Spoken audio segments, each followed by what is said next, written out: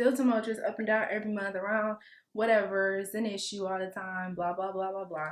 Now, I'm about to go ahead and get into the loss, I'm about to start mentioning loss and things like that, where I told you about, pregnancy and things like that. So here we go. Now, again, why? Because I'm not telling y'all all the verbal and emotional abuse and stuff I endured, because I don't know. I could probably do different story times about that if I feel like it. It's just not, I don't really think it's conducive to this particular video. I get pregnant. You know what I'm saying? A part of the soft life, a part of my plan for myself and to live a soft life. This before I even started dating them, I just wasn't labeling it as soft life, but I was already setting myself up. I had already set myself up, giving myself a life of ease, not doing things like getting pregnant and then having to figure it out. Like I'm gonna be a dope parent. Like I'm gonna figure it out if I have to figure it out, but I don't want to do added stress for no reason, right? So get pregnant, not happy. I'm not happy. When I found out, I'm not happy, and I'm not happy because I didn't listen to my intuition.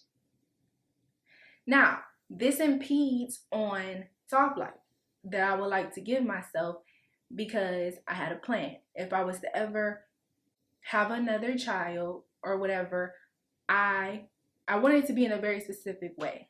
I wanted to have that experience how I wanted to have the experience. With my daughter, although I think I kind of chose not to do some of the traditional things when it came to her, as far as baby shower and this and that, but also that was in my DV relationship, so it wasn't my worry. My worry was being healthy, having my baby healthy, taking care of her. Like I wasn't worried about all that extra stuff. But I was like, you know what? If I am to give somebody my womb again, I want to be married, because I've had a history of high risk pregnancy. Like I had preeclampsia with my daughter. I wanted to be with somebody I can trust in the event that something happened to me. Childbirth is a very serious thing. I want to have the option to have a water birth. That was something that I wanted to do or have the option of doing. Yeah, so I wasn't excited because, again, when I'm giving myself the soft life, when I'm giving myself this life of ease, I don't have to compromise in these ways. And I think that's just gonna come with living and maybe dating and figuring out even more about myself. You know, I didn't have that. So that was a very big thing for me. Like, I do not want to get pregnant.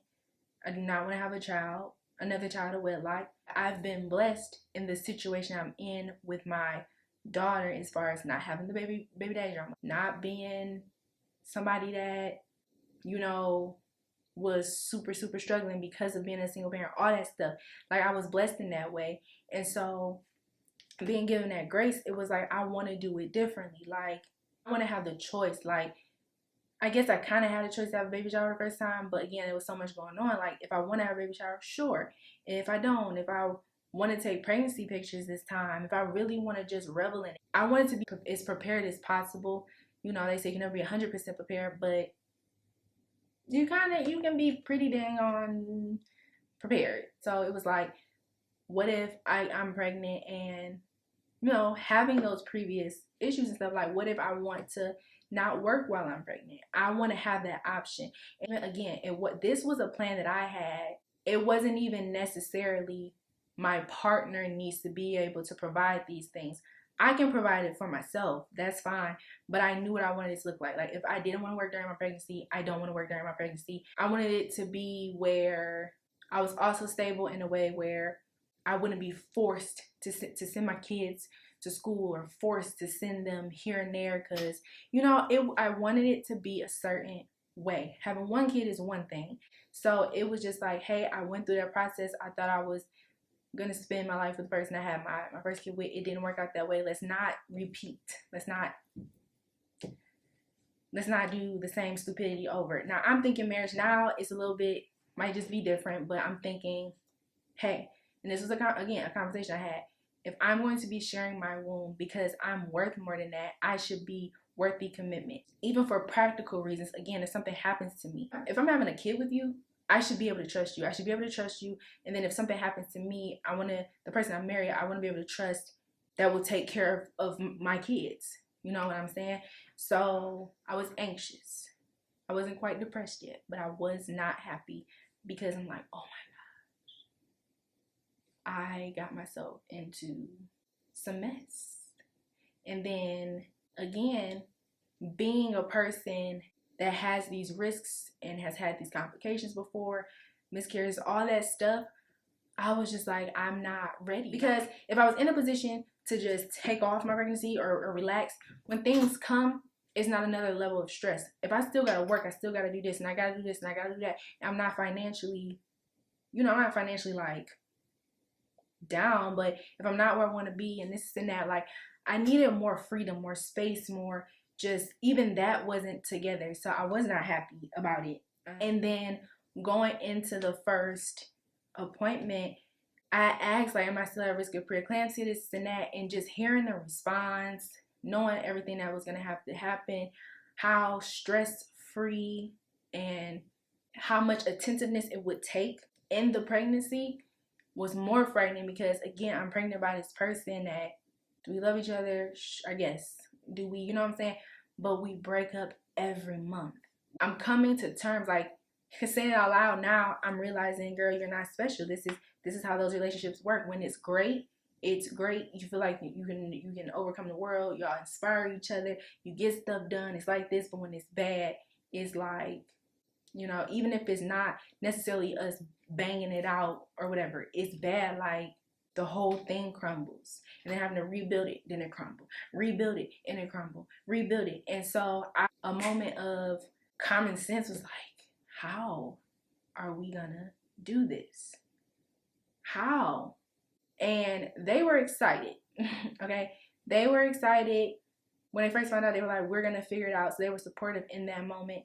That ended up being up and down, up and down, up and down through the whole thing. That's it's a whole nother thing. Because of me being scared. God forbid I am a little scared or a lot of scared because I almost lost my life with my first daughter. Had to have an emergency C-section. I do want to do a pregnancy like series, like a teen pregnancy story, preeclampsia, all that. Like I want to do a series of stories on that. But anyways, I told them, because they didn't have children. I have a child. I know how parenting works. And she was born, like she's never been to daycare. She like homeschool, online school, that kind of stuff. So I take parenting very seriously. And I know in regards to my domestic violence situation and some other things, and having her at the age that I had her at, and just me going through my healing and my journey, and glory be to God that I had some good people, good village around me. But I already knew the responsibility of having a child. And that was why, like, hey, while in a month before I kept saying I had baby fever, and I should not have done that, but it's like I kept saying it. But I was on it. Like, if I need to take a plan B, take a plan B. If I need to do this, do that, do it. And it was just that one time where I just was like, it should be okay. Boom, got pregnant. So I'm responsible too. And I'm responsible because we were engaging instead. I mean, the only sure way not to have a baby is to not be having sex or whatever. So, but he was like, it's gonna be okay. But it was more of and it's okay to be optimistic, especially like, okay, first it was, we gonna be optimistic about this whole soft life thing. We gonna make millions of dollars, blah blah blah, be together, power couple, do our thing. Like that's cool. We can be as Delulu, not really, because I have a daughter, so I can't really be that Delulu, because it's like you got somebody to take care of. Like the way you have to move as a parent. I think people who date people that have children are maybe used to them not caring about their children, or them not really wanting to, and if you got issues, you got issues, but them not really fighting for their children.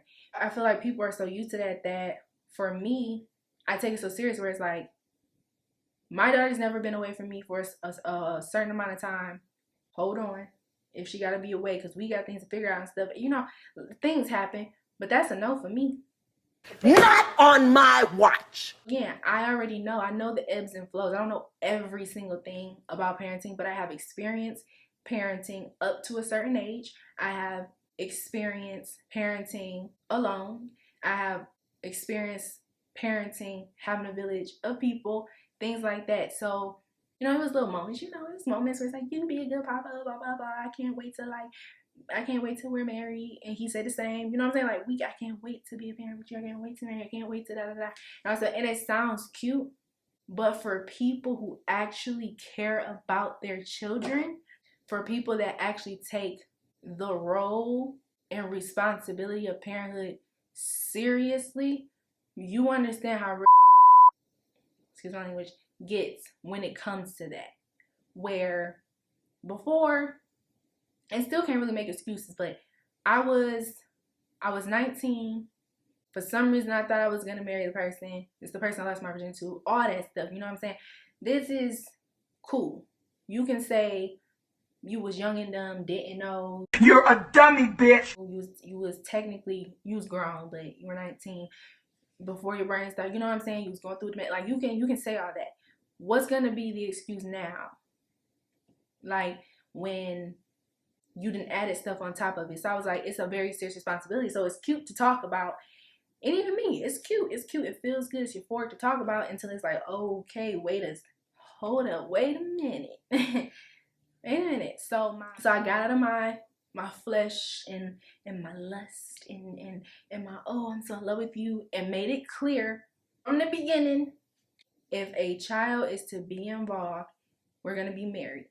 And another reason why that was a parameter, even though prior to I didn't care about marriage, I always was like, being married seems a little crazy to be stuck to somebody, although honestly having a baby is way more of an attachment because you can get divorced or whatever. But putting it in that container was definitely a logical decision. It wasn't like, oh, okay, we're so in love and we feel this way and I can't live without you and that's why we're getting married.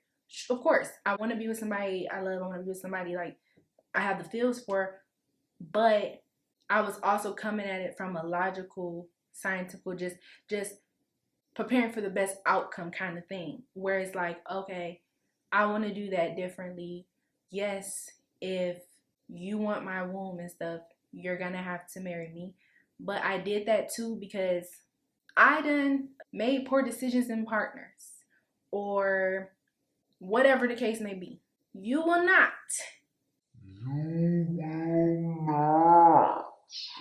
And I know, making big statements, but we're not gonna make a mistake and get married. I'm not, I was so drunk, we in Vegas, let's get married. While we fall short when it comes to our commitments with God sometimes, what I am not gonna do, because I've never felt 100%, thought of my being 100%, let's do it. Like, I've had people that it's like, okay, I would marry. I could see that happening, but I've never gotten to that point. I will not make a vow in front of God without being sure. And I done been through some stuff. I done gave a lot to people, more than they deserve, or I done overextended myself. I done been made a fool behind some people, but not really, because the heart is I'm genuine with it, but I will not, because the power of the tongue and stuff, I will not go with a person, not even just the paperwork, spiritually. And I've prayed with my partners, be a part of us having a conversation with God, my God. And I hope we're alike, but for me, my God, and say, hey, make us one. That's not a small thing for me or a joke for me. And people lose their lives every day. Listen, true crime with the partners. And I'm not saying it's okay. I'm not saying it's okay. Because of whatever you believe in, there are things called verbal contracts in this life. So when you see these people that have been together for 10, 15, 20 years and they made a vow, because it's people that stay in a marriage, in a situation, from my personal belief, from my belief of what God wants for us, from my belief of the loving, just the experience I've had with God. God is not in that relationship if you're being dragged up and down the street, if you are being violated, disrespected, and given all kinds of diseases, if you are a shell of yourself, if you are not able to fulfill your God-given purpose. God is not in it. But that is my belief. And that's just in relationships in general. But I'm saying in marriages where people take those vows, and I don't blame them, but they take the verbal and spiritual, which I sometimes I don't think the spirit was involved. So let's just say words. They have taken this verbal promise so seriously, as you should when you're talking to the Creator, but so seriously that you are gonna die in that relationship. And I mean that spiritually, physically, emotionally, mentally will send you straight to an insane asylum. And the reason why you're staying, although all signs point to, and even if you don't even believe, well, if you don't believe in God, then you probably, or if you're not even that serious about God, you probably wouldn't stay in it. So I'm thinking, God, that you're staying because that verbal contract, because these are people maybe that are not staying because the person's rich. I know people stay for finances and stuff too, but I'm really talking about all of it, but I'm really talking about the people that stay because they feel as though if they get divorced, maybe they're going to hell, or God is not gonna love them anymore or something. When all signs show it is not of God, but because they made that verbal contract, because they made that bond with this person with their words, because they are so enmeshed with this person, because they believe they are one, because of that attachment, they are staying in something that is killing or going to kill them in some way. For me, I knew that putting that parameter around having a child was like a sure way for me to do it right, do it how I intended to do it. Because that's a commitment. I'm not just, oh, I got butterflies, we fell in love. I'm not sorry. And I pray I keep this energy. I mean, I don't know where life is necessarily gonna take me. As long as I'm believing in God, even when we have our beefs, even when we have our little tussles, even when I'm like, what you doing, where you going, I don't know what you doing, all that stuff, that's just one thing I'm not gonna play with. So now back to what I was saying. So boom, got pregnant, high risk.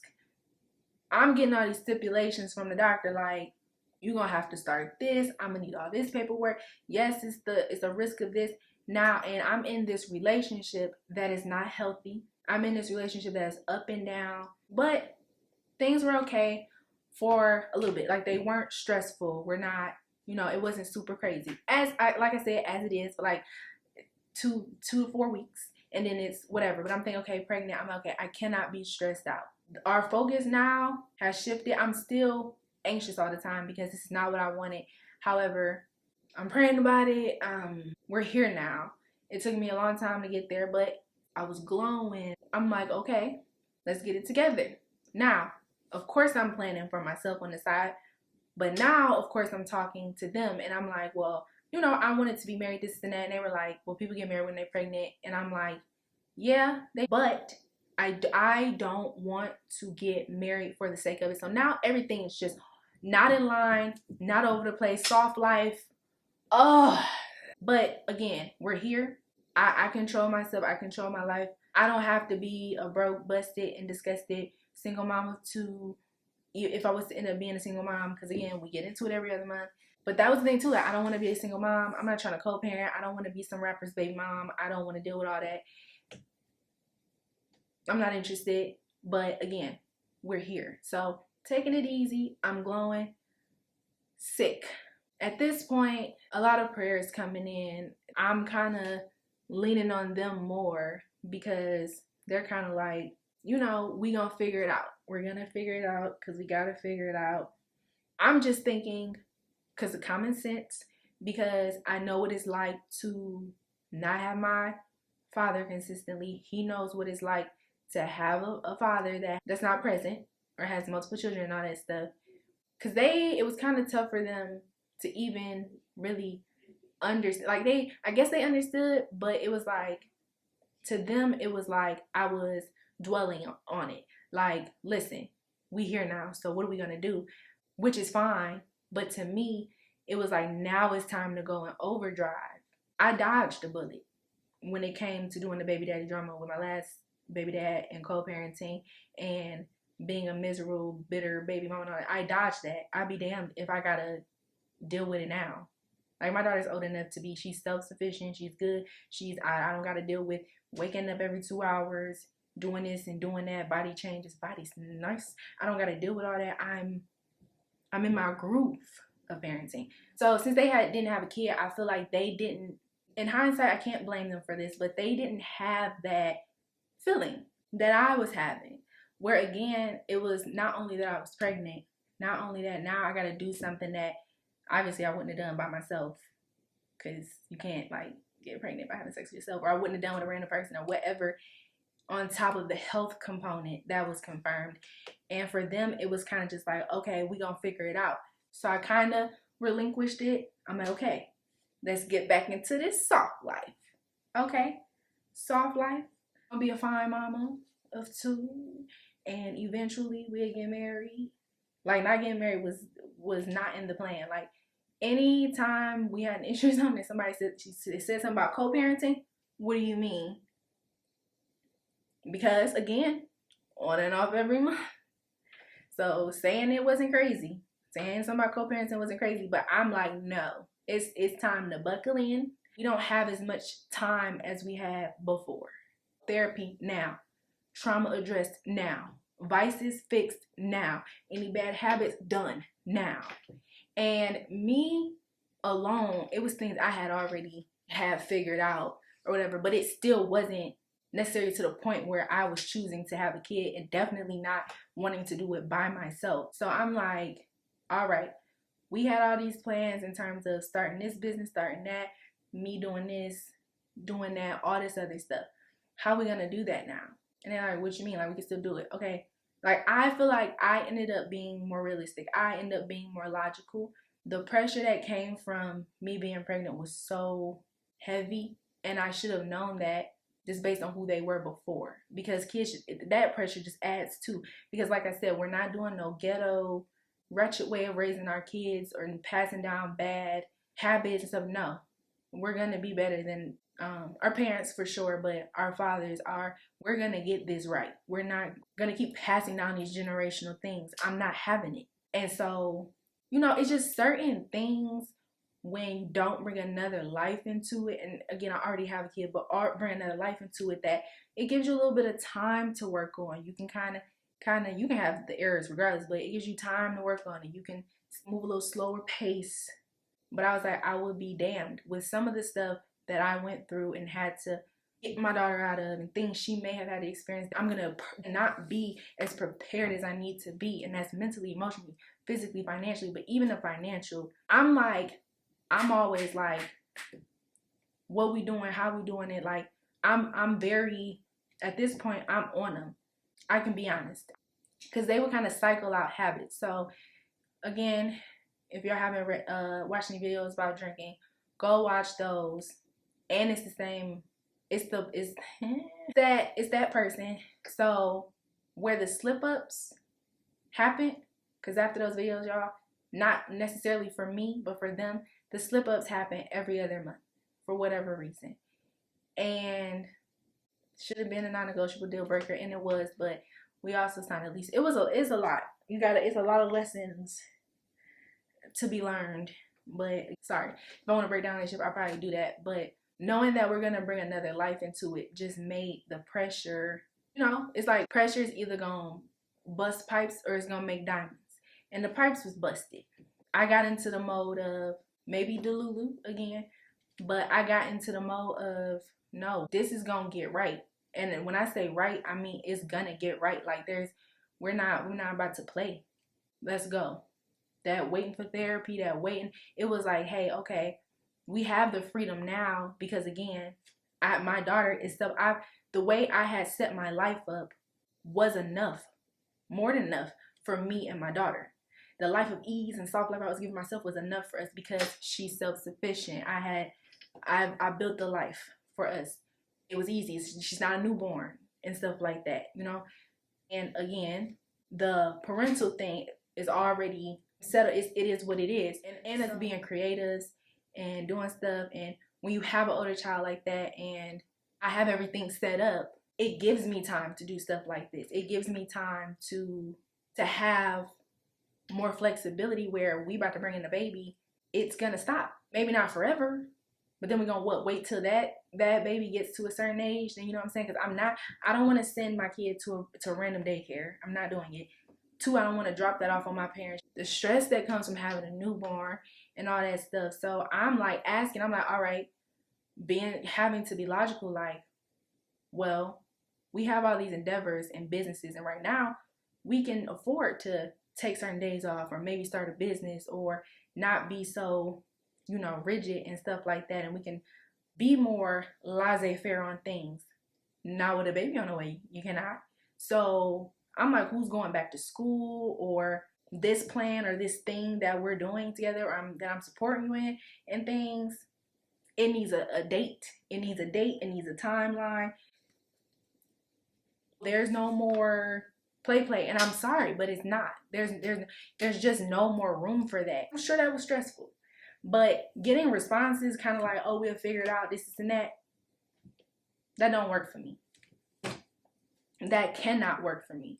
Like I said, I know the reals. Even if things are good, I know the reals of sleepless nights and having to bend and do all this stuff and take care of a kid. And if I work from home, where's they gonna be? And this, like, it's a lot of things. Like, I know the real. So no, we're not just going with the flow. We're not gonna just figure it out. We're not gonna, oh well, if we need finances, my people. Like, no. This is you and I. What's happening?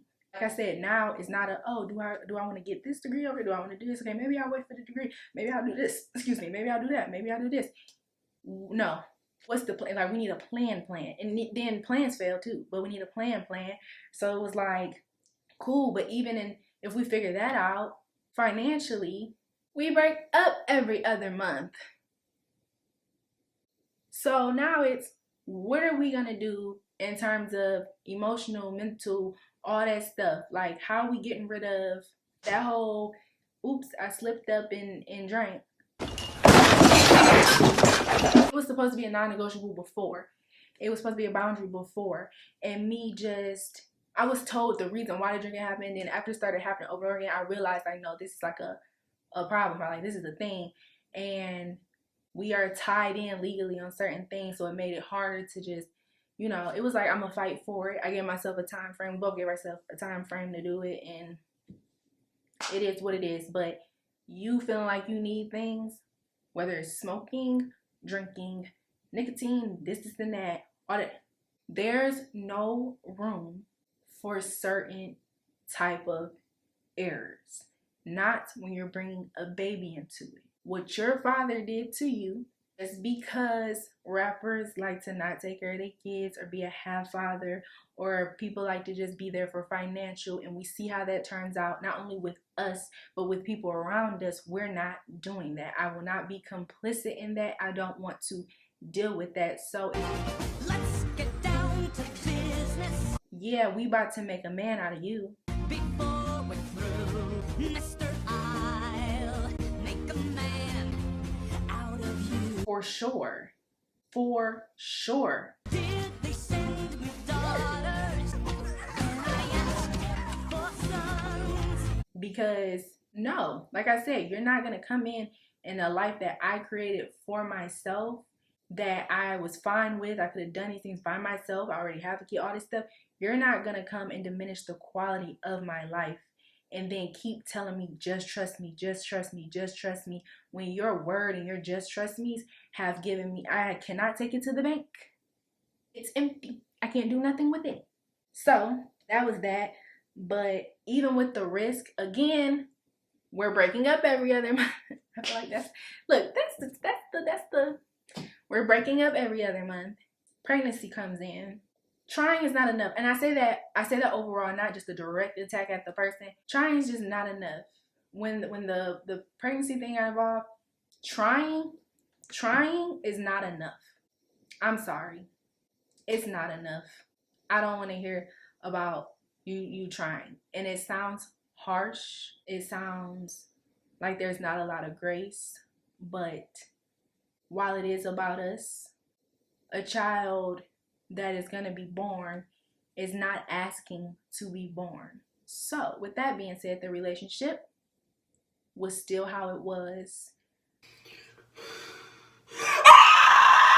I'm like, I am full on family mode. I'm full on like, if there's any threats on any side, as far as any type of threats with the people around us, if there's any threats as far as we single, it's a little different. Single without adding a baby. If there's any, because now I'm gonna have to deal with you for life, most likely, right? If there's any loose ends, like I just got really rigid in that. Like if there's the grace that I had for certain things that were us building our foundation and were certain things that we talked about that we didn't like and stuff, I became very rigid. And I'm okay to say that because, like I said, it was another life that was gonna be involved. So I was just like, anything or anybody that is a risk or going to be a risk to building a family unit where these children, and again, I identify with my daughter, so I got a relationship with her. So I don't want to just say where this child, but where this child or our children will see what love is, what family is, anything that is a threat, whether direct or potential. Cancel that bitch. Problems began. It was like there were just certain things that I expected, because if you care about me, if you value me, which things before that have shown that you don't respect and value me, so I don't even know why I thought that, and I think it's because I'm a person that will change no matter how much it hurts, and I will grow and stuff, especially when it's something like that, when it's such a life-changing thing and it's not just about me. So I'm like, I am gifting you my womb. Okay? I'm gifting this. Should not be doing this.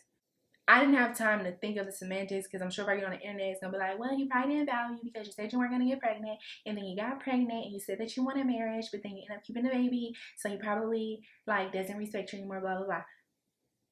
I would like to deal with better people than that, but I didn't have time to sit around and think about, maybe you feel like this and maybe you don't value me because I had a kid, because I told you I wasn't, so that means that there's a boundary that I was willing to give up. When you became super rigid in those things and it didn't get better, I was still subjected to verbal abuse and just chaos, and my emotions were definitely high.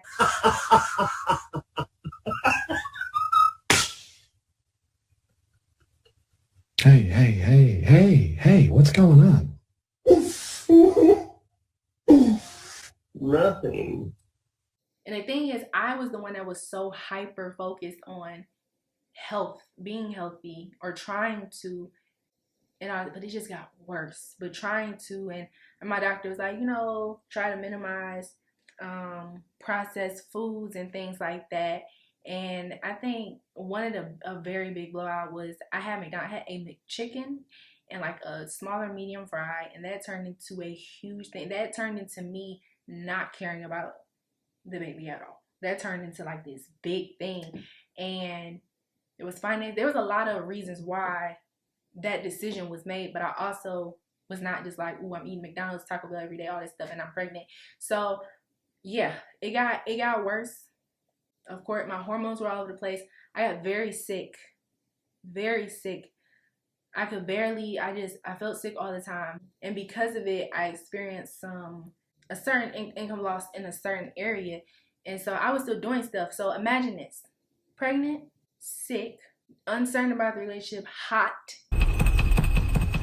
because I stay in Atlanta, doing gig work, still got to take care of another kid, or worry, because now we trying to hustle and bustle to figure out what we're doing to make adjustments for this kid. So my kid might be at her grandma's house or whatever. That's anxiety ridden, because I just told y'all I've never spent that much time away from my daughter. Although it was over a summer, so it wasn't like, it was over a summer, so it was like normal, but it was causing me anxiety. It was a lot of different stuff. And imagine you're high risk, your stress needs to be low and all that stuff. You had preeclampsia before. You had to have emergency C-section before. Probably the stress and the domestic stuff from the first time you were pregnant got you put in the ICU. You almost lost your life. Your daughter almost lost life. All that stuff. And imagine you're now in the position where you're getting stressed out. You were already scared. You are lashing out. I done got depressed, doing stuff I don't want to do because I feel trapped a little bit. I feel like the state that we're in, maybe I don't want to accept it. Co-parenting would be what it is, because still breaking up like we used to break up, like there's not a baby about to be involved. Going through it, and I'm sick. I can't move my body. I'm in pain. Like I'm like really going through it, and everything's gonna be good. I got you. Whatever you need. Soft life. Getting sold that again by my partner, who's saying, hey, whatever you need. Hey, am expressing again my hyper independence, or me being independent, not relinquishing the responsibility at all of giving me a soft life at all. Me saying, hey, I'm willing to support you in what you're building, because right now I'm sick. My body hurts. I can't get a grasp on things. And I probably needed that for maybe a month or two. It was support. And then they would call their daughter. They would like do these things.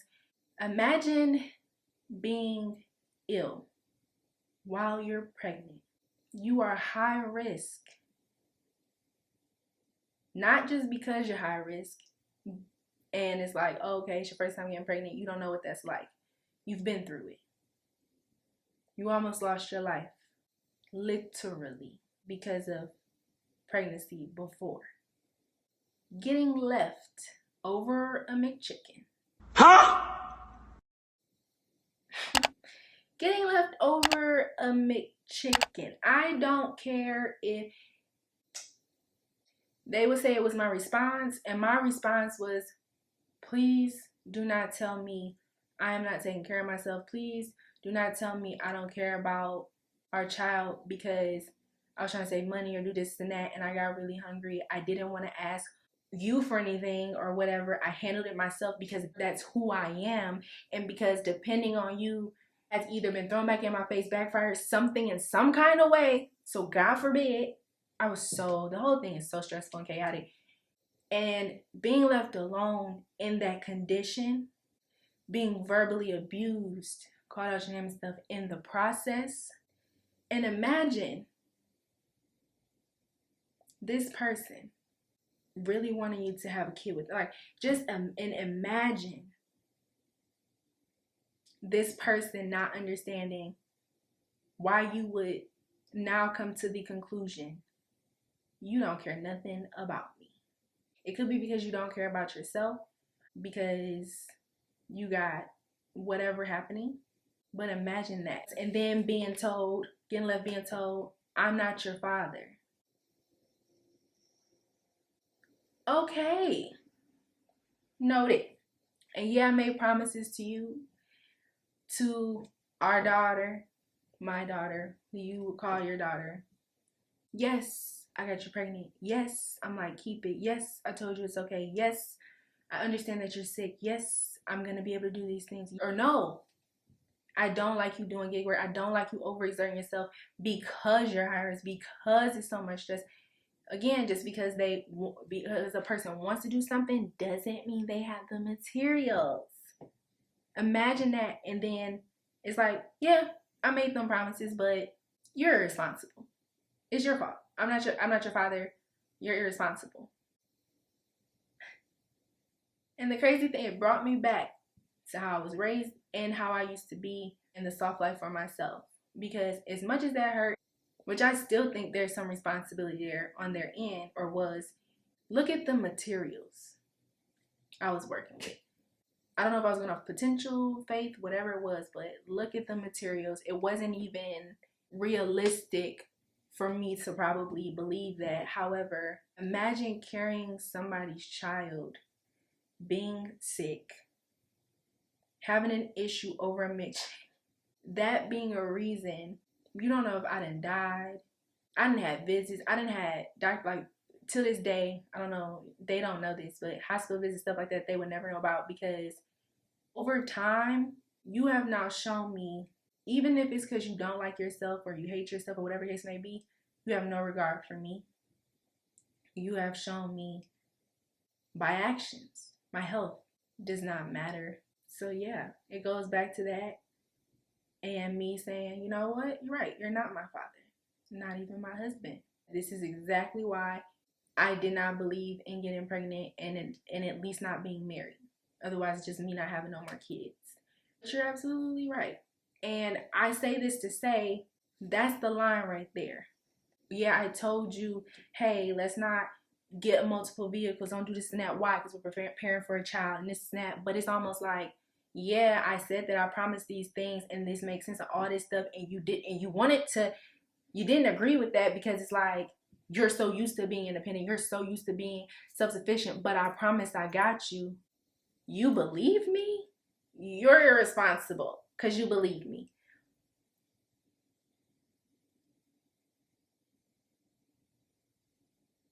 If you take the feeling, the emotion, the whole, this is supposed to be my partner, this and that out of it, it's irresponsible in the sense of, and I wouldn't even say irresponsible, or we can say that I don't really care, because I'm not about to relieve them of crappy behavior or whatever, shitty behavior. But that is to show trying to obtain a soft life through your partner is not really smart. It's not the smartest idea. Well, definitely not from a tumultuous relationship, obviously, but you gotta have your own thing. Like, you gotta be able to stand on your own. You gotta be able to take care of yourself. It doesn't mean that you don't trust your partner. It doesn't mean that. You being independent doesn't mean you don't trust your partner. You making sure that you're straight. You making sure that shit, like, you would want to be with somebody that, look, how about this? Even if something happened, knowing that, I mean, you know, however y'all feel about men, but let's just say, because they supposed to have a backup plan for a backup plan and blah, blah, blah. But just say something happens. Like, your partner should want a partner. If something happens to them physically, if something happens, whatever, y'all got life insurance, anything, that you can pick up the slack, that y'all like are actually a team. Like, so yeah, it's not a good idea, like, leaving the soft life of ease and stuff like that into the hands of somebody else is not a good idea. And again, I can say that because I come from being able to do it, figure it out, you know, not struggling, not having that whole, oh, I'm a single parent and I'm just, whoa, and I don't have this. No, like, I know what that experience is. I've given it to myself, and then I've relinquished it. And people might say, you're still the real person. But no, it is not smart. You are your most prized possession. You have to make sure you're straight. Your responsibility is to yourself and making sure you're straight. If you got kids, making sure that you're straight, because you never know when somebody's gonna change, or when something's gonna change, or when something's gonna happen. And if it happens to both of y'all, I'm not, you know, because life is life. Life is life. But don't set yourself up for failure. Even after that happened, I wasn't pressed on a relationship or whatever. They end up coming back, end up having a conversation. Again, you just gotta be very, very careful who you partner with. End up coming back, and the whole thing, the way to get me in, the love bombing again. At this point, yes, you can go ahead and blame me. Because, not solely, but you can go ahead and blame me because, like, what? But came back, and for that time, they took accountability. Because they have a way of taking accountability, but then when you have to put in actions and work, and if I'm still bothered by something or triggered by something, then it's the accountability is, we're going to act like you didn't do it and somehow it was my fault because I was being aggressive and I had an attitude. Either way, end up coming back, apologizing because they're like, I've never gone through pregnancy, hormones, all this stuff. It was very difficult, blah, blah, blah. Like, I'm all over the place. Like, okay. Understood, however, had this conversation. You grown, you can do research and understand how pregnant women work. But I had already said, this is not going to be easy. It doesn't have to be life-shattering, but it's not going to be easy because pregnancy is hard. And then you're dealing with somebody that is high risk, that has challenges or has had challenges and runs that risk. And now I'm more stressed out. So that doesn't make it any better. It's not reversing anything. It's not making it better. So there was accountability in the words, you know, you deserve gentleness, you deserve respect. Trust me, that went, baby, did it get disrespectful? Did it? Because after a lot of time, I really addressed things properly. So it was, you deserve gentleness, you deserve respect, all that stuff. How long y'all think that lasted?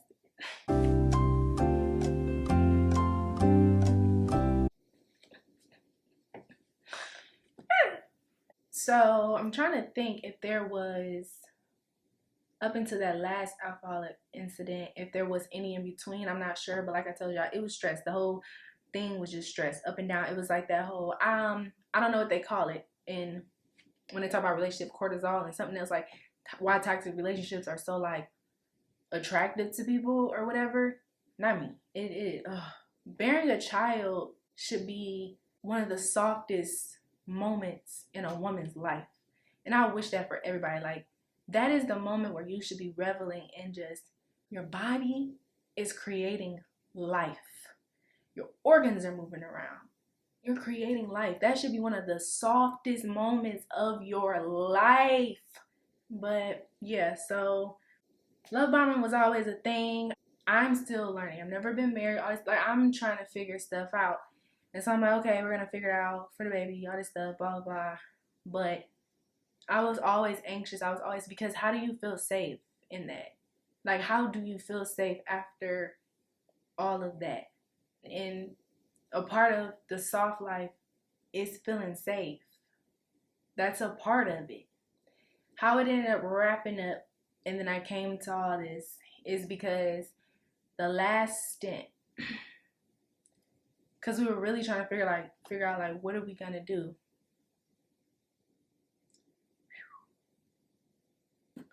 We were really trying to figure it out.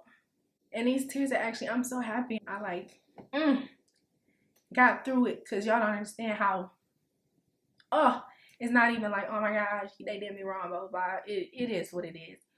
I decided when I came back to be happy. I decided that I couldn't even stress about all the things that happened. I had it in my mind like, bro, the next time something happens, if something happens with that whole breaking up every other month, it is what it is. I can't do it no more. I'm not interested in fighting for it. I'm not interested. I'm just not. I'm going to focus on myself. I'm going to be happy. And there were some things that happened in between us being broken up that really like just, I figured out some things, which I don't judge, because I'm not gonna sit here and act like, you know, but found some things out with their sexuality and stuff. It was certain things, like find out certain things with their sexuality. You know, it was just all coming to surface. Like, I've been so loyal for real. The months of us breaking up, I probably talked to one person. They don't know. I don't think it's one person. But it's not like I couldn't do anything. It was just, that's not who I am. When there's breakups, when things happen and things go bad, I'm focused on what can I do to make myself better? What happened? All that stuff. I'm no longer in a place in my life. Drinking myself to death, it's not going to help. Smoking myself to death, it's not going to help. I'm not saying that maybe smoking or was never a thing, but it was more of a thing, not drinking. It was more of a thing in the relationship because I was I was so up and down. I was so just emotionally, I couldn't get my feet planted on the ground. Then it wasn't us being apart. And so that last stint, so the last time, like up until us not being in a relationship now, the last thing was I found out some stuff and it was like, okay, do you want to stay or go? And there was parts of me, and I was just coming to all these different realizations, like, okay, this is how they handle things. It don't have nothing to do with you. Therapist ended up saying it was codependent. It was a lot of different things. And it was just like, really, for real, for me, it was like, is this the life you really want to live? Because now it's not even about the soft life no more. Because, babe, you can give that to yourself. You've given that to yourself. Like, is this the life you want to live? It was like really coming to terms with it's above you. It's so above you.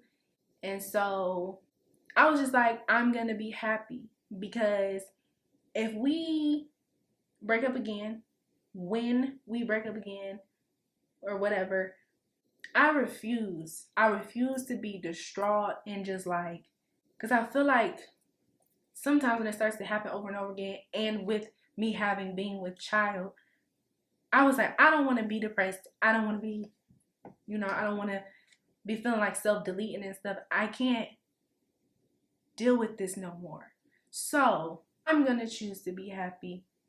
I'm going to choose, okay, I'm not going to do anxiety and stuff. I'm going to go to therapy. I'm going to figure out my stuff so that when this goes left, it has nothing to do with me. It's not on me. No matter who ends it, what happens, I'm going to know it's not on me.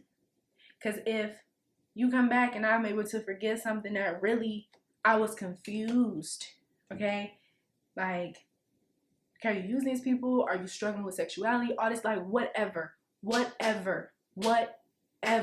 okay? I still said whatever.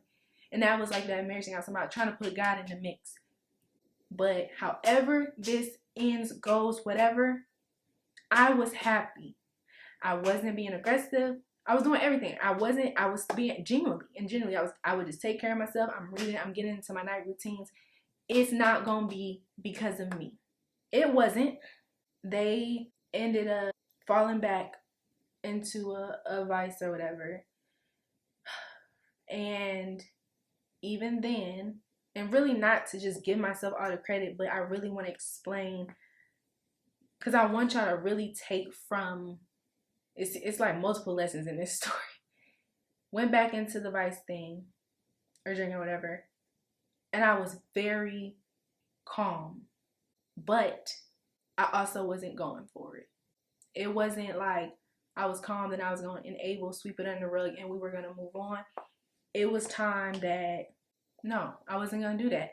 But I led into it and was like, well-being wise, I took the partner part out of it for a second. Because again, I was choosing to be happy, which the crazy thing is they told me that. And before that day, we were having a conversation and they were not, I don't want to get too much, although y'all don't know who it is, I don't think. They were not responding to certain people, and I would like ask them how they're doing and all that stuff. And I ended up asking like, well, why? They ended up telling me like, because, and I know in the person's voice when they're drinking. I had their location. Like I just know when it starts. So I think maybe either that night or maybe it was like the night before, I didn't say anything because I was like, okay, because I need to figure out what I'm going to do before I just start bringing this up again, because it was such an issue. And plenty of times before that, I have been verbally just over drinking. The conversation was, I don't want to respond because when they ask like how you been and stuff like that, he's like, terrible. Again, I have moved into a space where I'm going to be loving, supportive, kind, focused on my purpose, focused on God and stuff, and whatever it's to be is going to be. So instead of taking it personal, getting anxious, like, well, why would you say it's terrible because we're in a relationship? I was like, and I could hear it. I don't have 100% confirmation, but I can tell when, again, I can tell when they've been drinking and stuff. So I was just not saying that. I mean, they probably no felt this way, but I'm just saying I was like, do you really feel that way? And they were like, yes. Like life has been terrible. Now, I've been in a relationship with this person again, on off, about a year and a half. So I'm like, why? Loosely, I'm like, well, why? What's going on? He's like, because every other minute with us, up and down, I can't be stable, because if we're on and off and we were staying together and stuff, it's you're here, you're there, I'm here, you're there. Whether it's me saying you're being disrespectful, I'm no, or them like I'm going because whatever the case may be. They like pretty much it's like because they didn't have stability. I don't have stability. Now, I can say a million things, and I genuinely do feel like if you treat me properly, we have no issues. However, for me, it definitely should have been when you're treating me improperly. Instead of going through that cycle with you, instead of violating, instead of trying to show you you're not going to disrespect me, I should have been able to walk away. I wasn't ready. I'm not going to sit here and act like there's no other reason other than obviously I just wasn't ready. Because those were the options. Either take it, which is not, I'm not just going to take it, show you, be, you know what I'm saying, get with you on it, or it's over. And I wasn't ready. And so when he said that, and he was just like, yeah, it's been terrible because like part of it is us so up and down, this and that. And I'm like, well, what about now? Like, how are you feeling now and stuff? And he's just like, well, you've been happy. The reason why the house is happy is because of you. And I don't know what happened. It's just, I guess one day you just decided to be happy. And I was like, yeah, because regardless of the status, not like even sitting here, I don't even want to say like, ooh, because I loved you. Like, I don't even, it's just, it got to a point where I am really not a person. Like, I'm not a person that actually likes toxic. I don't actually enjoy it. I think that with attachment styles, certain things that I've been through with this person, certain just, whatever made it that way. And I was tired. And yes, of course, I'm like, I'm pregnant. I'm tired. Like, if we're gonna do this, I want it to be healthy. So I'm just gonna be happy. I'm gonna be happy, try my best, get the healing. I'm not arguing, I'm not starting nothing, I'm not doing none of that. And if it doesn't work out, then I know like there's nothing I could have done.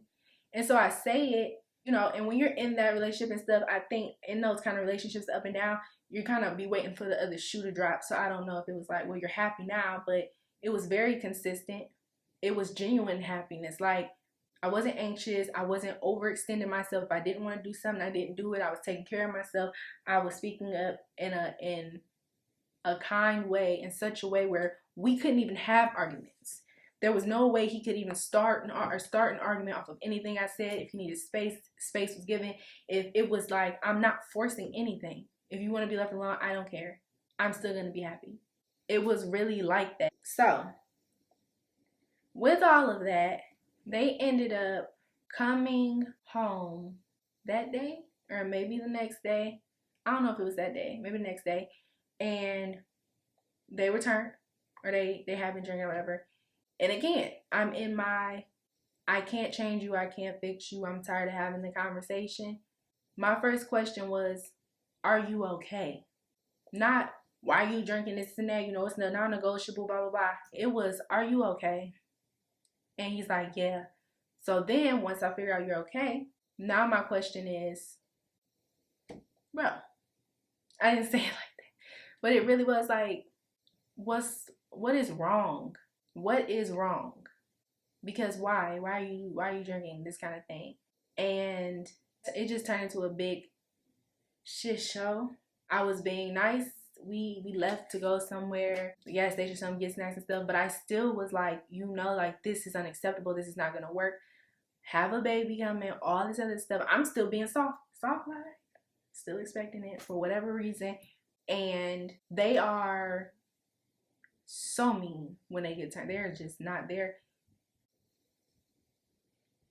And the crazy thing is they said they weren't drunk. So the things that ensued after me like trying to have a conversation about why they were drinking, and this is something that we have have ruled out and stuff like that, this is something that, you know, we talked about, was like, if you're not drunk, sir, you're gonna tell me this how you really feel about me, kind of thing. So this is how I knew, y'all. And that's why I say I know when they're turned, when they're not even in my presence. I don't know if I know it based on how they start to function, because there's certain things that'll happen, like they'll start staying up all night doing, it's certain patterns where it's like, okay, that might lead into drinking, which I don't know if there's a mental component. Like I said, if there's a bipolar component to it, where it's like you're manic and you're crash and then you drink, you know what I'm saying? I don't know, so I'm not gonna diagnose it, but I'm gonna say I was fearful of the pattern.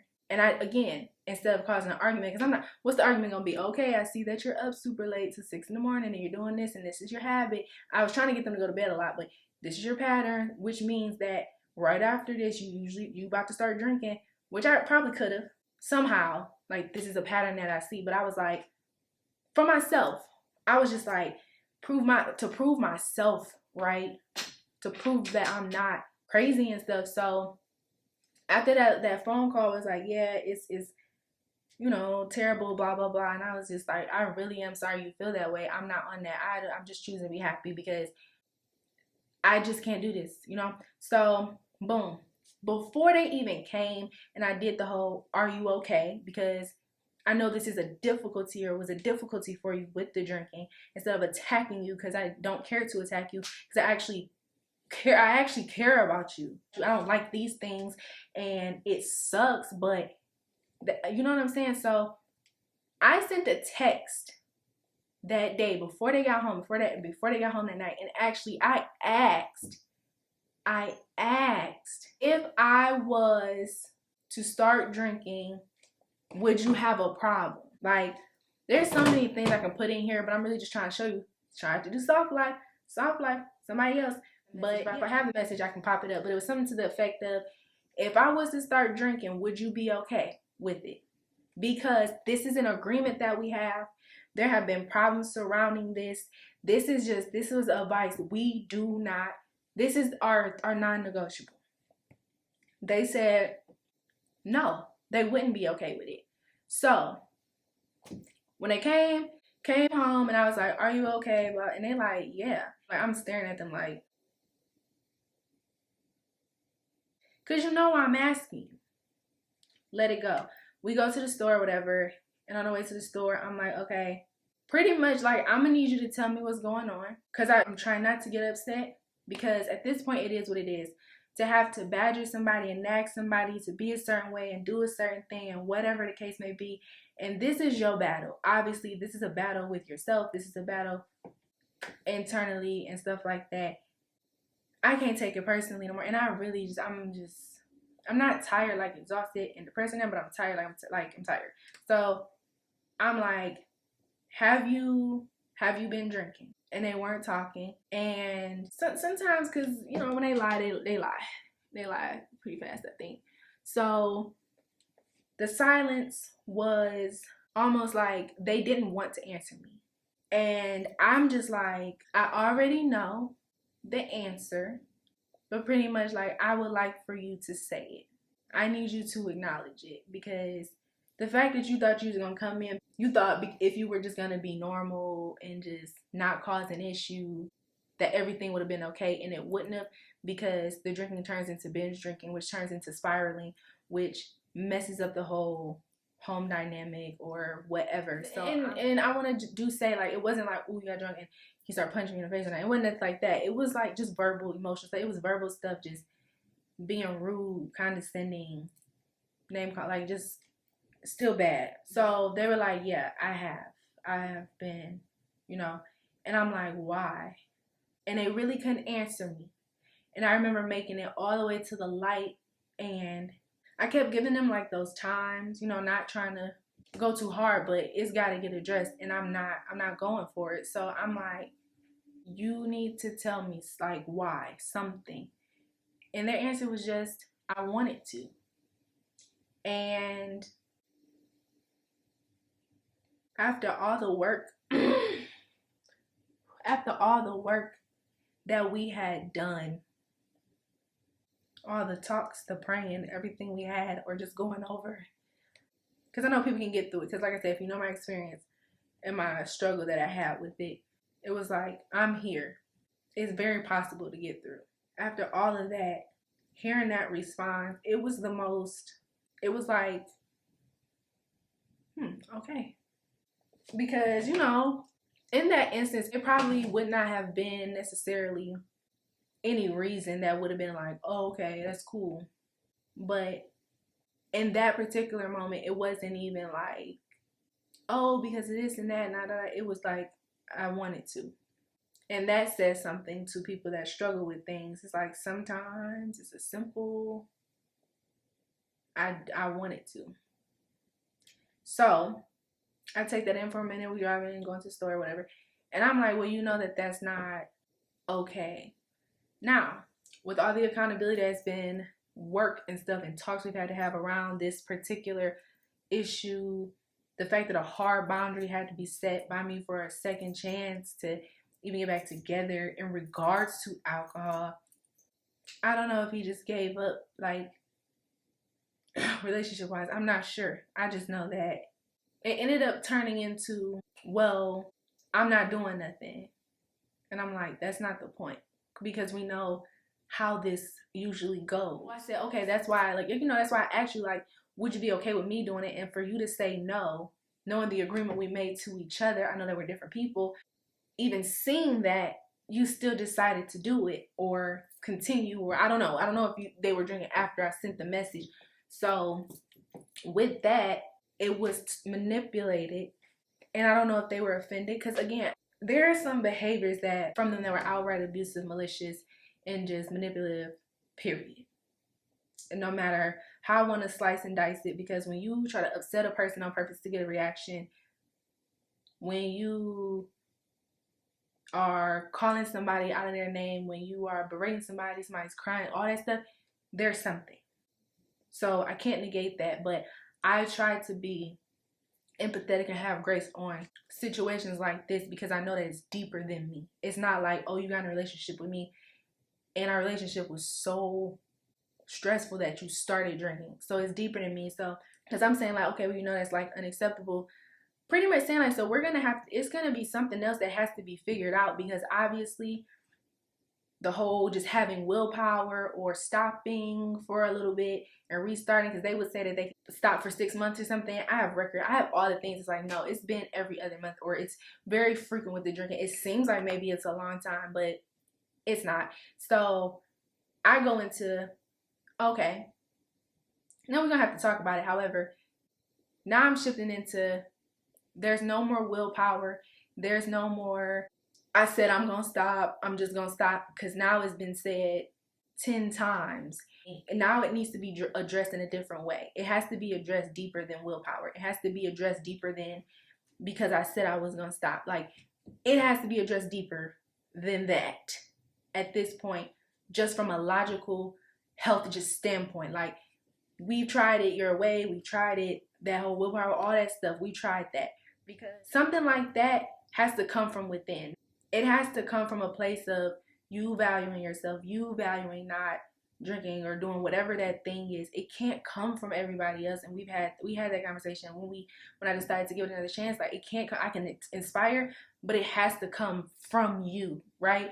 So, but then it turned into, well, we're not the same. When you would drink, you would like, last y'all to do this and that. Like, it's not the same. It's not the same. And I'm just sitting there like, this is not about me though, because I'm not the one that's turned. And we haven't had that issue in over a year, almost. Like, or would it be a year? Yeah, like since I actually stopped, when we weren't even together. Like, I stopped, made that decision for myself. You know what I'm saying? So I get what you're saying, but no, that's not valid. So go in the store, come out, no arguing, and I'm still kind of talking about it here and there, leaving pieces, and I'm like, that's not acceptable though. And I'm trying to be compassionate, and I'm not necessarily like you judging. Like, I'm not doing that. So I'm thinking, okay, you just said you're not necessarily drunk. You might just had a drink. We need to talk about it.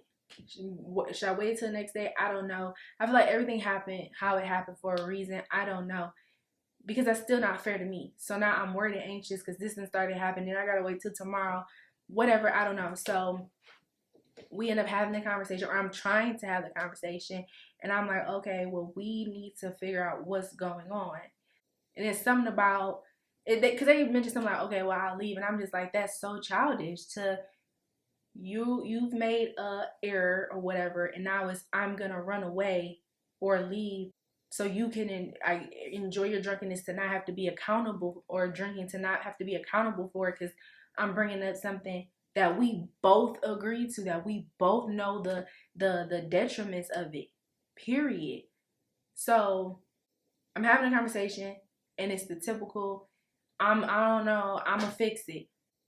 No, no, no, no, no, no, no, no. How? How? Are we doing the pills?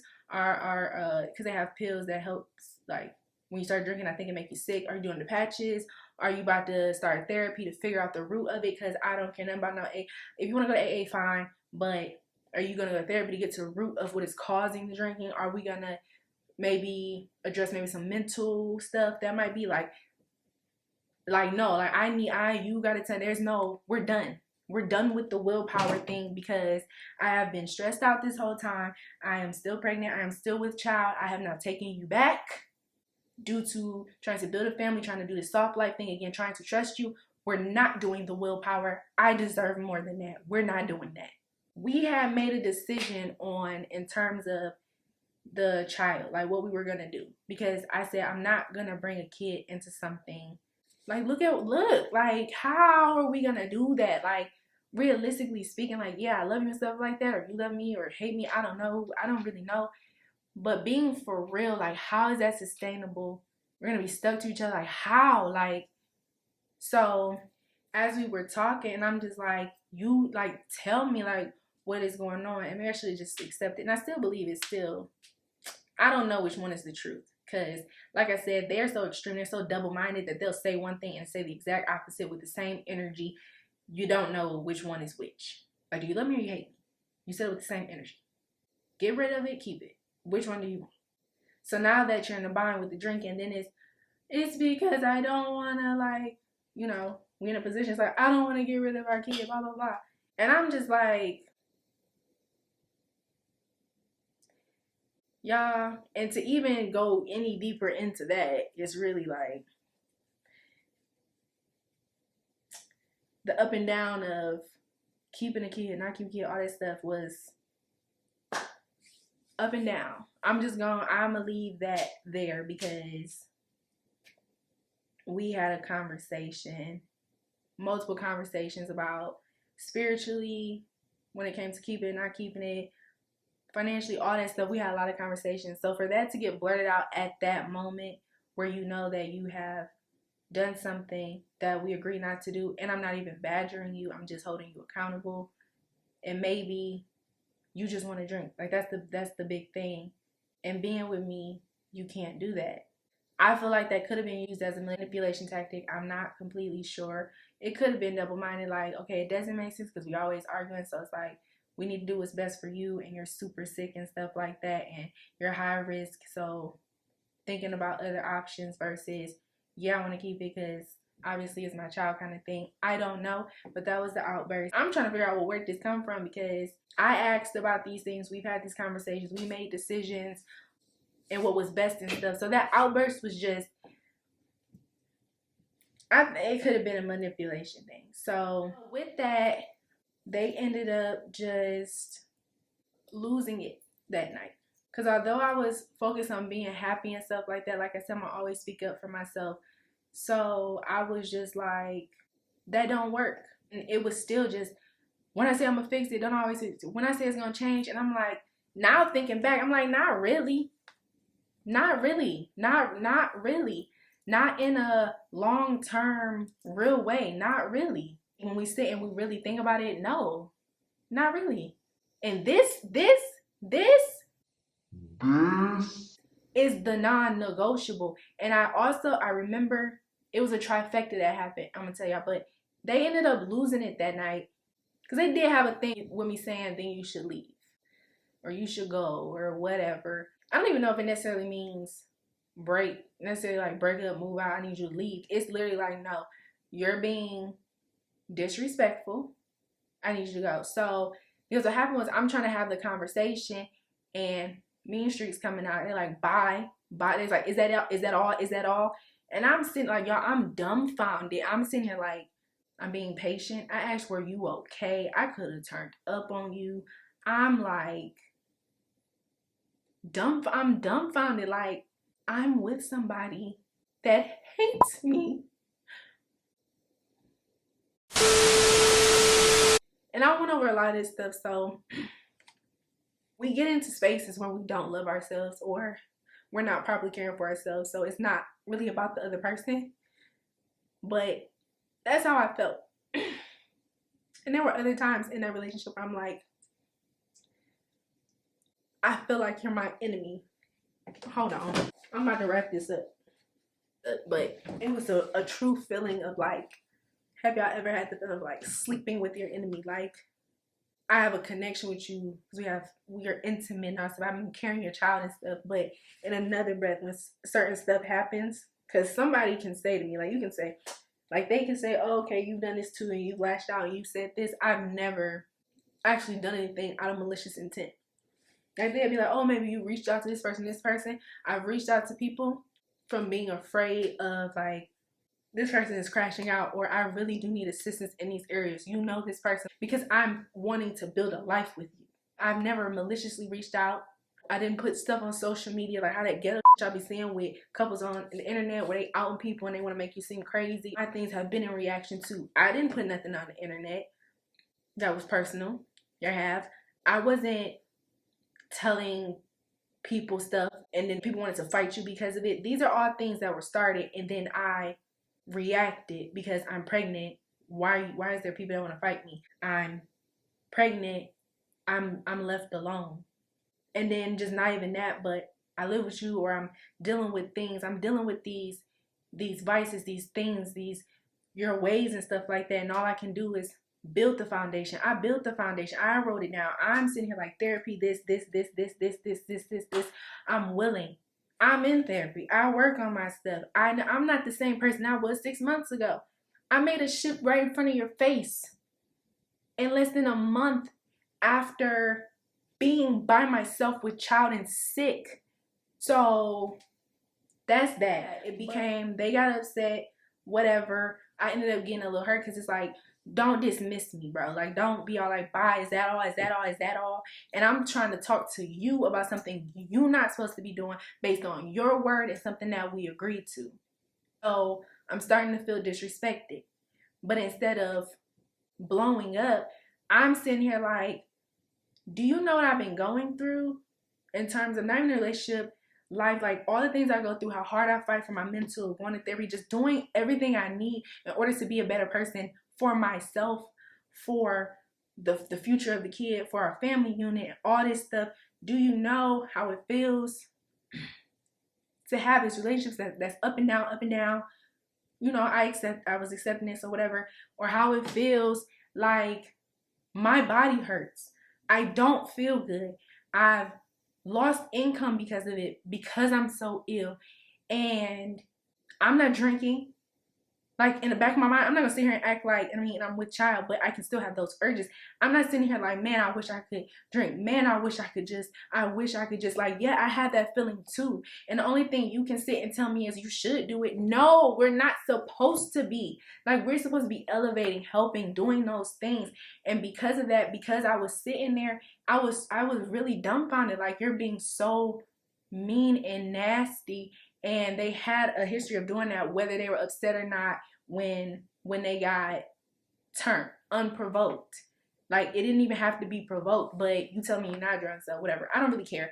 Either way, there was intoxication involved. And so it turned into a shit show because even when I'm sitting there, I'm kind of dumbfounded, like, you really talking to me like this? So I start to get up. Of course, my feelings are hurt. I did start crying because I was just like, I am in pain. I am hungry. I'm all these things.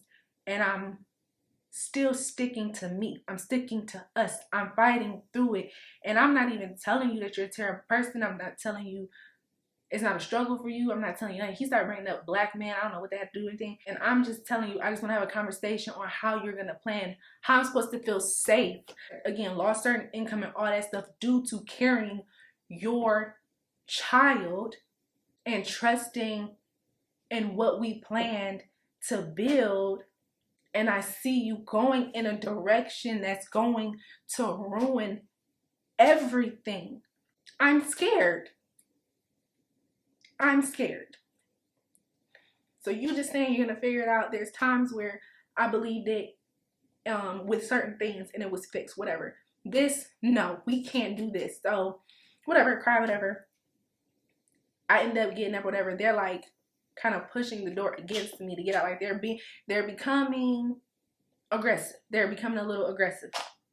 I'm so dumbfounded. So I'm like somewhere else in the house and all I hear is some effing baby mama beat bitch this and that. Like I hear the disrespect and I'm literally just I'm dumbfounded. I'm like, and not dumbfounded because this is not a part of their character or something that they've never done. I'm dumbfounded because I'm making these transitions. I'm getting help. I'm doing what I need to do. I'm seemingly giving you what you want. I'm happy, positive, doing this, doing that. And you still cannot respect me. Still, at this point, I was like, I want to say maybe like 5 months pregnant. It was just like, you feel like I'm your person and I make you so much better. I'm the reason I'm able to help you on the journey of not drinking, not doing certain things. I'm like elevating you until you play with me and then we have an issue. But otherwise, I'm here for the advancement of you as a person. And they can't tell me my heart is not like, they'll probably say something, oh, you try to do something maliciously based on talking to the people thing I brought up. No, that's not, no. And we both know the truth and the truth is the truth. But I heard that and I was like, then go. Now, I don't know if it was a necessary like go, like move out, do this, do that, because you're connected to the place or whatever. So I'm not, it is what it is. It was more so like, I don't know, get in car, drive it off, do this and that, all this other stuff, because I'm not even in the room with you no more. You don't even have an excuse. I'm not cussing you. I'm not saying nothing. I'm not being disrespectful. You're calling me out my name from somewhere else. Oh, this stupid, I can't believe that. Like, just, I'm like, what? Unprovoked. Just because you don't necessarily want to have the conversation, and it's not even like, oh, okay, I don't want to have the conversation. Can we please talk about it tomorrow? I know it was wrong. It's more like I knew it was wrong, but I'm chilling. It's not that bad. You're worse, or you were worse when you used to drink, or oh, it's because of this thing with the baby, blah blah blah, like whatever. So, anyways, that didn't go great. My trifecta of if you never want to be in my life again happened that night. I had 3 rules. 3. And so, I don't know if this was the point of them doing it. It sucks that they feel like they would have had to go this route with me, but it sucks that they felt that they would have had to go this route with me. It sucks because regardless of if it's because this is just who they are in nature, if it's because of them feeling lost, like he said, like that day when I had asked him and he was like, it's the up and down, up and down. No, I'm doing terrible. That's why I don't respond to people. I feel lost. A man that's lost or a man without purpose is a dangerous man. But regardless of what it is, I don't deserve disrespect. And so they did my trifecta, and I remember having a conversation and saying, if you do these things, and they had never done them, they've done them in a way, but they had never done them together either. So I'm like, I just want you to know you do these things, because I had to check each one at a different time. I want you to know that you are forfeiting a relationship with me. Drinking, that's I was flexible on that, but they, since that was, I'm not making an excuse, but since that was put in place, they didn't come back like just belligerent. I think one time it was like incoherent, like, are you stupid? Like, but it wasn't like falling out, like that kind of thing. But drinking, mentioning other women or females, whether you mean it or not, because we definitely had a situation where he mentioned it, didn't mean it, and slept like around in the car, literally around the car. It was just stupid to try to get a reaction out of me. Somebody you love, like, why are you trying to upset them on purpose? So, Michigan women disrespecting me by calling me out of my name. Those 3 things happened in that night, all together, constantly. And the whole time, I was calm, because what am I fighting for at this point? Still pregnant, y'all. But what am I fighting for at this point? Whether the female thing was a real thing, you shouldn't be saying stuff to me to upset me. And if that's the case, that in itself gets people, I don't deal with the cheating. I don't deal with the other female. I will never compete.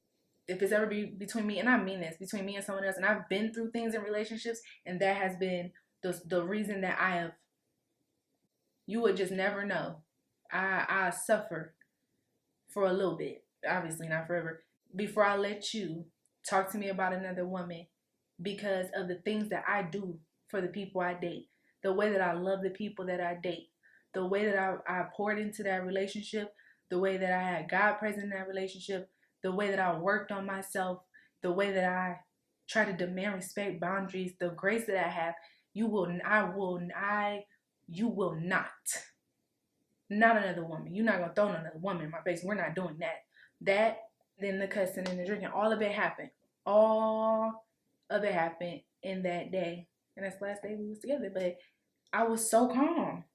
I was just like, well, it was just nothing to necessarily fight for. Like, it was like, what am I fighting for? Like I said, regardless if it's because you got this vice or whatever, and you're codependent, so even when we're not together, it's deeper than me. It's like, every time we're not together, you gotta drink. When we're not together, you gotta be up under somebody else. When we're not together, it's so many other things that come with it that is like, because that used to worry me. Like, we're together, I'm with somebody that I worry. I worry so much that it occupies, like, I don't know when you're gonna go out and this is gonna happen. Like, I worry so much. And so it was like, what am I fighting for? You just showed me, like, I could sit and be like, why are you doing this? Why are you doing that? Why are you doing this? They thought I had they AirPods or something like that, tore the whole house up. Still didn't get mad. I wasn't, because we've had those spats where we chasing each other. We, please do this now. I didn't. I just, nope. And they still have a few things of mine, but it's not even worth it to get it. Like, it's just, that was just like, what am I fighting for? Like, literally, what am I fighting for at this point? What am I fighting for? Is, am I ever going to be able to trust you? Am I ever going to feel safe with you? Like, what am I fighting for at this point? For real, like, what am I fighting for at this point? Yeah, I was so worried about them and their healing and their purpose and all that stuff that I couldn't. It came to a point where that whole soft life thing, it didn't seem possible no more. Like, I was starting to give it to myself again, though. And this is where that trigger warning comes in. So we separate and stuff. Normal, unhealthy, weird stuff happens. They text me stuff like, I miss my family, blah, blah, all that stuff. Whatever. Somebody that loves you is not going to see you broken or think that you broken or you with child and stuff, and they literally, like, that's just, nah, man. So, again, sorry, that's where the trigger warning comes in. Trying to get the soft life and doing that over and over again and trusting and just going off these words, semi-actions with the love bombing and stuff like that, cost me my child. I was so done with it where I couldn't even fathom being vulnerable, like going through the process, like, because I was so far along, they didn't know the information, and I never told them because it's pointless, and I didn't want to get back into a cycle, or I wanted to be honest, like, I wanted peace. Like, why would I want to be around you? Why would I want to be around you?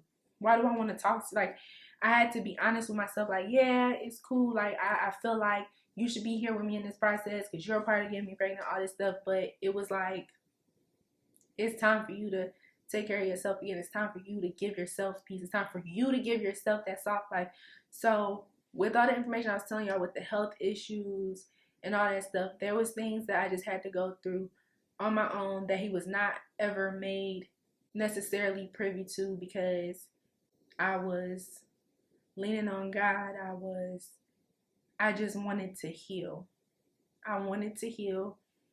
And so that whole thing cost me my child. So even though, like, we had conversations about what to do with the pregnancy and things like that, being in that situation and feeling like, again, like, this can potentially cause you your life. And because I was partnered with the wrong person, taking that risk and just with it affecting my health the way it did, with the you're risking your life for this person who, again, I was so late. I had to go through a lot of things. I had to go through surgery by myself. It was a lot. It was a lot to go through. Again, leaned on God a lot. I'm very grateful for the people I had in that moment. So I still have my one child. The bright side, it cost me, and that's just what it is. The lesson there is pick partners wisely, because there's other things that have happened, but it's not to this story that this person completely started negating my health, period. And so we're gonna wrap this up because it doesn't deserve the tears and stuff. It's a life lesson. It is what it is. Going from having these certain options, having an option where you want to keep a kid or not keep a kid, and then having to go through something like that where you damn near it's like, okay, I don't even have a choice, and you're that far along, is like, it's something. I'm not gonna put no spirituality on it and say, oh, it was this and that and this is. I'm not gonna say none of that. I'm just gonna say, let's wrap it up to what I learned here, and it was to trust myself, to let go of things sooner, which I already know, but I wasn't ready. So it just is what it is. It does suck that I had to go through that loss. But going through that, and I didn't necessarily go through it by myself. I went through it by myself in times. I didn't go through it with the person that helped me, like, helped impregnate me. But I started strengthening some friendships. I watered some friendships, rekindled some, repaired some.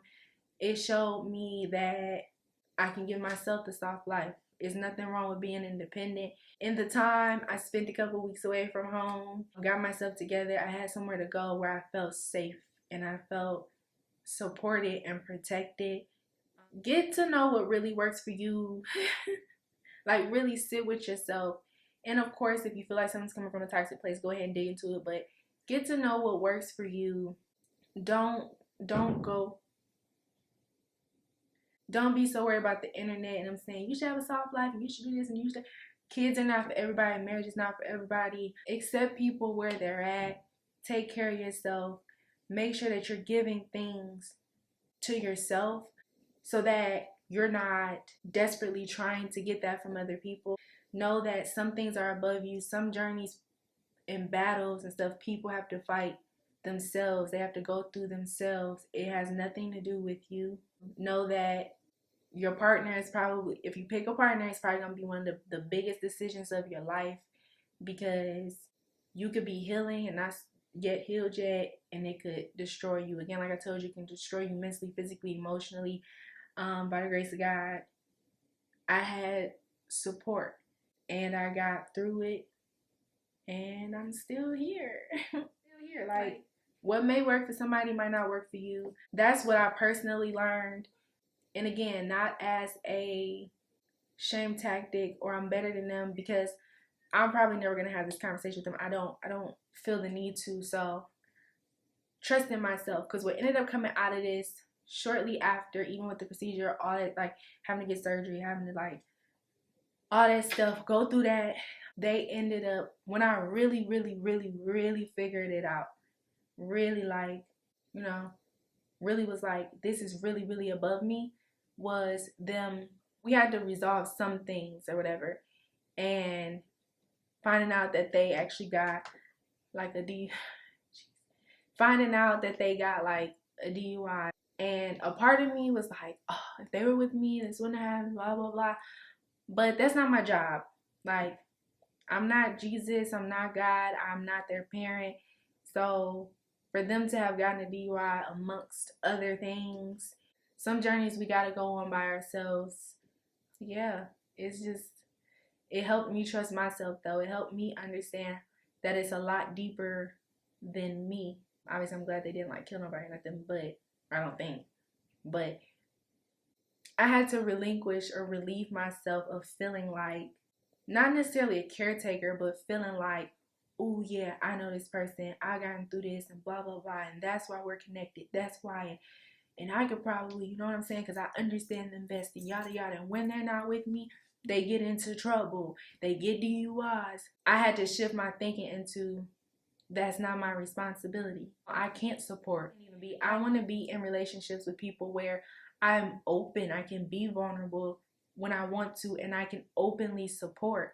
Like, I don't even know if I can ever do that, because the trust thing, I don't want to actually. The trust thing, respect is gone, all that stuff. So yeah, those are the things I learned. I learned that I didn't have to blame myself or trying to sit and figure out, like, okay, when we were like on and off, why do they go straight back to drinking? Why do they do these things? Why is it that they can't, that's people's business. When you break up with people, what they do and who they deal with, I don't really care about that, but just why they always need something, or why they gotta be under somebody, why is this and that, and realizing that I was told outside of me though by like a professional thing, like, okay, it's usually people that have that kind of issue, like alcohol stuff, also have codependency issues. And me constantly being in that relationship, I had learned that I may have had some codependency things too, but not like that. Because when I'm alone, I can be alone. Like, I'm not looking for the next person. I don't need to be up under somebody. I don't want to be having sex with a bunch of people. The person was not used or abused for anything. I didn't need anything. I was trying to build. I was trying to be different. I was trying to grow and stuff with somebody else. And intentionally or unintentionally, can nobody tell me that situation was not meant to try to break me, to kill me. What I'm going to do is probably provide some resources below for things like verbal abuse, emotional abuse, codependency, grief, specifically grief resources of losing a child and things like that. So hope you guys really, really enjoyed the story. I hope you got something out of it. Ooh, how long is this video gonna be? This was needed though, and I know it was needed, not just for me. Kind of want to do a video on like a man who is lost and has no purpose. You know what I'm saying? Is a dangerous man, can't leave you, blah, blah. Otherwise though, I hope that you guys got something out of it. Make sure, if y'all are in the comments, that you're nice. Be sure to like, comment, subscribe, and most importantly, share. Remember, you create your own narrative. Until next time, bye, best friends.